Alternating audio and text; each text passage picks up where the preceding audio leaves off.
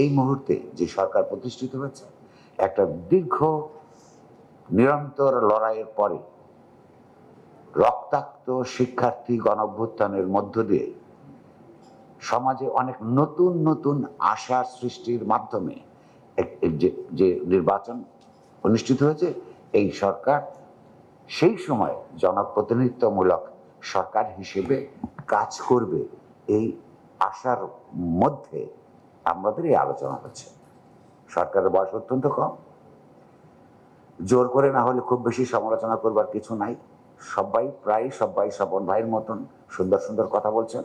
যতক্ষণ বলছেন, যতক্ষণ না ফোন আসছে, যতক্ষণ না তার সংবাদ মাধ্যম প্রতিষ্ঠানগুলোকে নানানভাবে তার সামর্থ্যকে টুইস্টিং করবার চেষ্টা না করছেন, আমাদের সবার লক্ষ্য করেছেন আপনি যে সবার সুর সরকারের সঙ্গে অন্তত কিছুদিন পরীক্ষামূলকভাবে হলেও এনগেজমেন্টের মধ্যে থাকা। আমরা সরকারকে এনগেজ করতে চাই, কারণ 17 বছর যে পার্টি বাইরে ছিল সেই পার্টির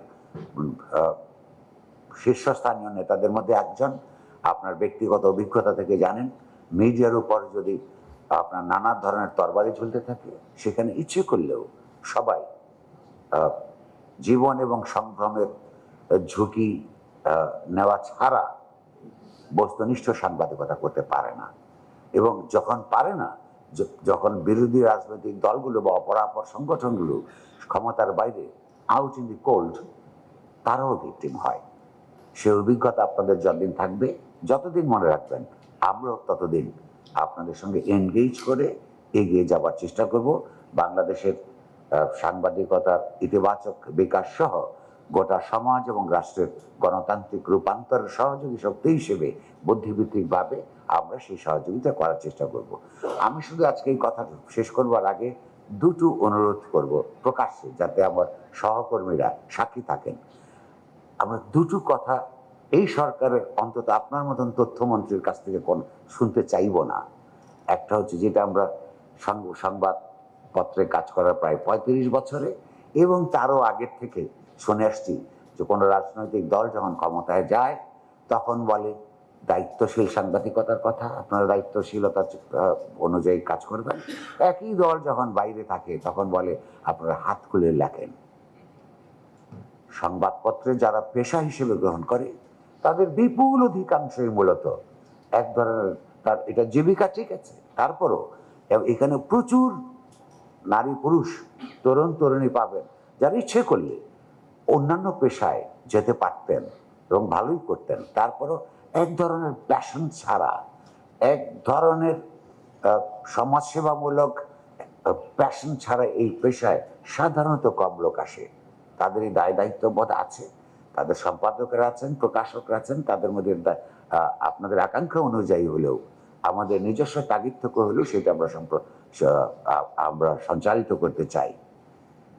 দ্বিতীয় যেটা আমরা শুনতে চাইব না, প্রতিটি সরকার, আমার এই সামান্য, আমার সিনিয়র এখানে সম্পাদকরা আছেন, একটা কথা বলে যে বাংলাদেশের আইনগত, প্রশাসনগত, নীতিগত অনেক ধরনের সমস্যা আছে, তাই সমস্যাগুলো সমাধান করার জন্য বিভিন্ন স্টেক হোল্ডারদের সঙ্গে বসে আমরা একটা কমিশন কিংবা আমরা কতগুলো আইন কানুন এগুলি প্রণয়ন করব। আল্লাহর বাস্তে এই কথাগুলো আমরা শুনতে চাই না। তাহলে কি করতে চাই? বাংলাদেশে যখনই স্বৈরতান্ত্রিক ব্যবস্থা প্রতিষ্ঠিত হয়ে যায়, তখনই এই দেশের ইতিহাসের মধ্যে আমরা লক্ষ্য করি বড় বড় গণ অভ্যুত্থান হয়। এই গণ অভ্যুত্থানের মধ্যে বা আমাদের জীবদ্দশায়, আমাদের সচেতন জীবন যখন শুরু হয়, তার দুটোর মধ্যেই তো জহিরুদ্দিন স্বপন নিজে ছিলেন।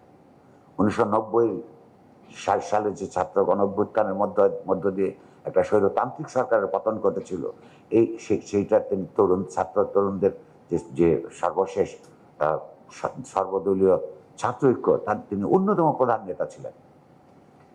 এবং এই সময় তার দল সর্বশেষ 24 সালে যেখানে ছিল, 15 বছর আন্দোলনের মধ্যে সক্রিয় থেকে অন্যান্য অপরাপর অনেক সাংস্কৃতিক রাজনৈতিক শক্তির সঙ্গে নিরন্তর তারা লড়াই করেছেন। সর্বশেষে তিনি কারাগারে ছিলেন।